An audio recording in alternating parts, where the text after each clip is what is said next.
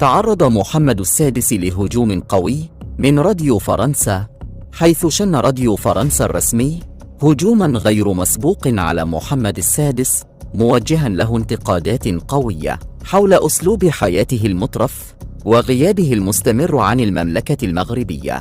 ووفقاً لما قالته مذيعة الراديو، فإن المغاربة يتساءلون كل يوم من يحكم المغرب، مشيرة إلى أنه منذ أن نضج الأمير الحسن أصبح الملك محمد السادس دائم السفر خارج المملكة، حيث يعيش محمد السادس أزمة منتصف العمر.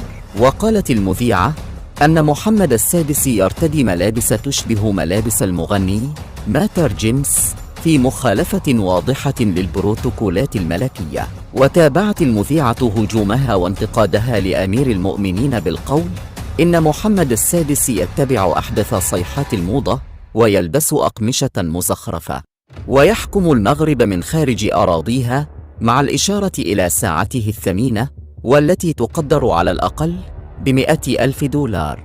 وهاجمت المذيعة محمد السادس أنه كان يريد أن يصبح مثل الأمير ويليام ولكنه لم يستطع، موضحة أنه أصبح يتعين على المغاربة أن يتابعوا آخر مستجدات مملكتهم عبر وسائل التواصل الاجتماعي. وسخرت مذيعة راديو فرنسا من أمير المؤمنين محمد السادس بقولها إنه من المهم لمحمد السادس أن يكون ملكاً بعد أن صار مؤثراً، فهو اليوم لا يهتم بشؤون المملكة بقدر اهتمامه بمتابعيه عبر وسائل التواصل. القصر اليوم فعلاً تائه، والملك غير مهتم، والأميرة سلمى لا يعرف مكانها. Sujet. En gros, le roi est nu, mais debout sur le bar de la discothèque. Vous avez l'image là, c'est bon? Oui. De toute façon, personne